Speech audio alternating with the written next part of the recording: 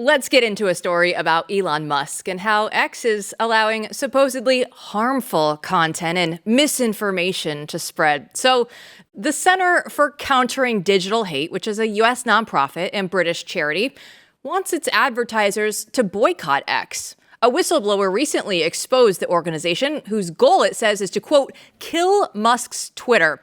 Here to break down this story for us is Gabe Kaminsky. He's an investigative reporter for the Washington Examiner. So, Gabe, can you tell us a little bit about the fight against free speech that we're talking about here? Sure. Thanks for having me. So, Center for Countering Digital Hate, this is actually part of a long-standing fight here with regard to this organization.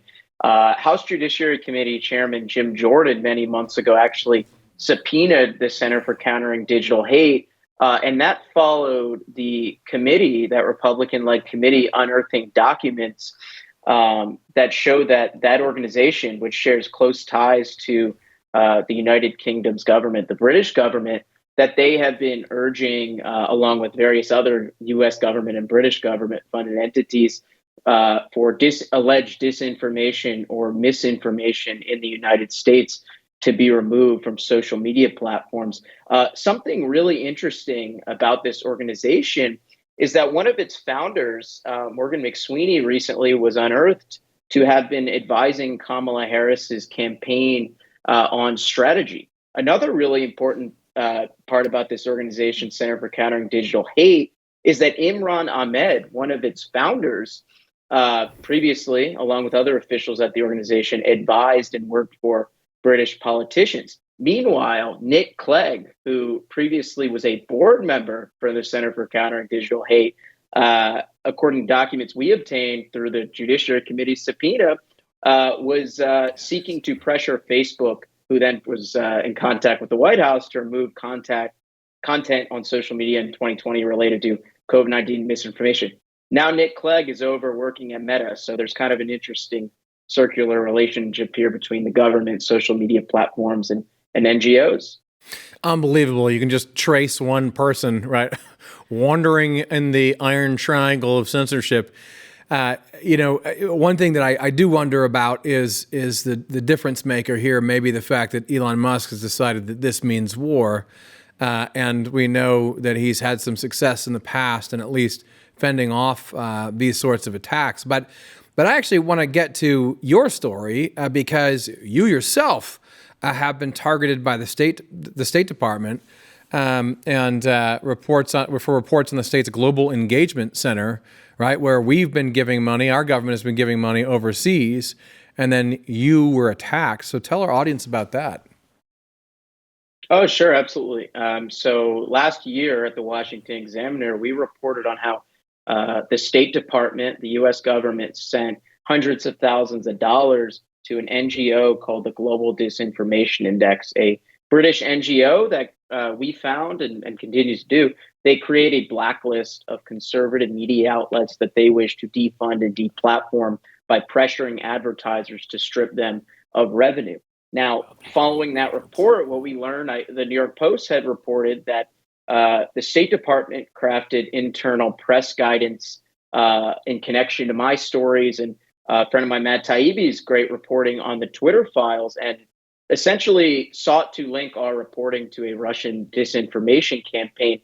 Interestingly, the State Department crafted an internal memo that they shopped to media outlets to push back on our reporting that said that Congressman Jim Banks of Indiana that tried to make it appear as if he was speaking with a Russian state-controlled media outlet in connection to my coverage of the stories, when the quote that he actually gave about First Amendment concerns was what first appeared in the Washington Examiner. It just happened that a random Russian outlet picked it up, but the State Department in that memo sought to make it appear as if Jim Banks was speaking to a Russian propaganda outlet in the Kremlin. And so that's prompted some congressional oversight recently. Jim Banks sent a letter to the State Department on this, very dissatisfied with this.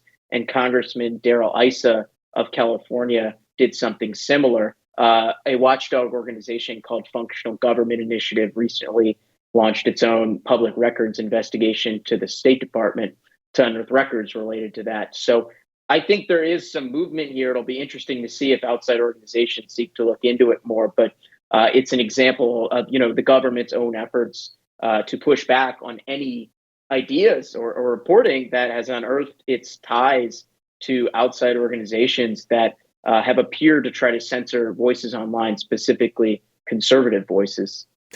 Gabe, in the minute we have left, what's the best of what you've seen, heard, or thought about in terms of the solutions that might possibly prevent these NGOs, right, from censoring people and working with they're kind of in between private corporations, right, and the public sector, the government.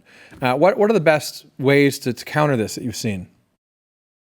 Yeah, it's a really important question. So last year, through the Defense Department spending bill, there was a law that passed that prohibited the Pentagon from funding for certain grants, the Global Disinformation Index, the group we reported on, as well as NewsGuard, a group that also rates news outlets. But that law, frankly, I think it was more sort of it was celebratory, and it was not as much, tangibly addressing the issue.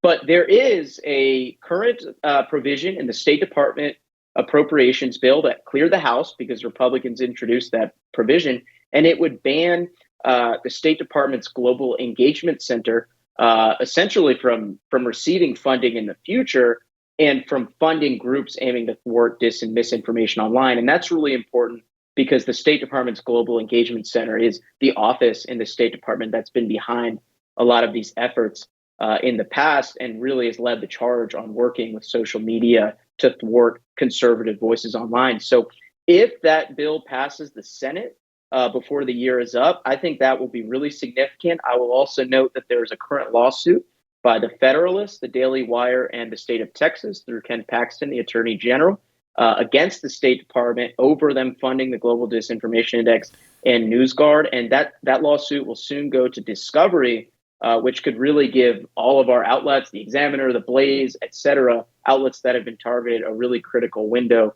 into the government's coordination with private entities to tell us to shut the hell up, essentially.